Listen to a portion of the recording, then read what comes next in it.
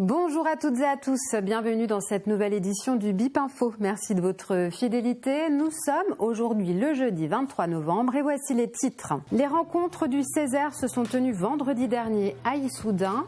Le Conseil économique, social et environnemental de la région Centre-Val de Loire a réfléchi sur les stratégies de développement des territoires à long terme à travers 2 ateliers, Penser la ruralité de demain et le logement au cœur du renouveau des campagnes.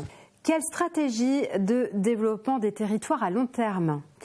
Vendredi dernier, 2 ateliers étaient organisés à l'occasion des rencontres du Césaire, le Conseil économique, social et environnemental de la région Centre-Val de Loire. Il faut penser la ruralité de demain et il faut réfléchir sur l'avenir des campagnes à l'horizon 2050. Plus d'explications dans le reportage de Tristan Cotterba. Le Conseil économique, social et environnemental régional, ou Césaire, a terminé de nouveaux rapports traitant respectivement l'avenir des espaces ruraux du Centre-Val de Loire à l'horizon 2050 et la réussite de l'objectif ZAN, zéro artificialisation nette, sous l'angle des besoins en logement. 2 ateliers ont donc été organisés à Issoudun au centre des congrès le vendredi 17 novembre, une zone rurale qui permet de faire le pont entre les 2 thématiques. D'un côté, on étudie le besoin d'infrastructures sanitaires et le besoin de mobilité des habitants. De l'autre, on réfléchit à comment diminuer l'artificialisation des sols sur le territoire régional. 2 thématiques qui semblent s'opposer, pourtant il semblait primordial de réfléchir à ces axes de manière conjointe. En effet, la région dispose d'un quota d'artificialisation s'élevant à 7000 hectares d'ici 2050.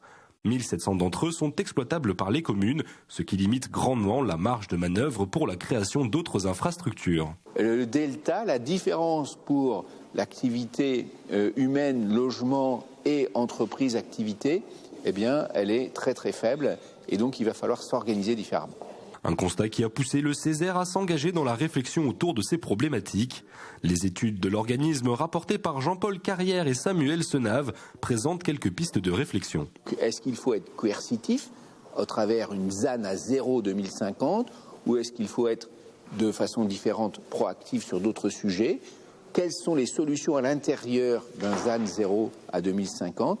C'était l'objectif du Césaire, de proposer des pistes nouvelles d'aménagement de l'espace pour urbaniser différemment. C'est la raison pour laquelle ces ateliers de consultation citoyenne existent.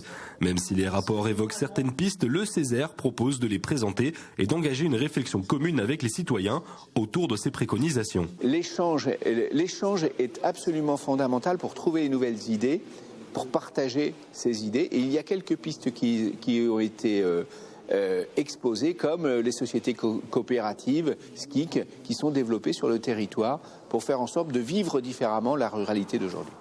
Il faut donc s'attendre à des changements en matière de politique d'aménagement du territoire d'ici à 2050. Le Césaire continue son travail d'étude sur d'autres thématiques. Le prochain rapport doit être rendu le 11 décembre et porte sur le sexisme ordinaire.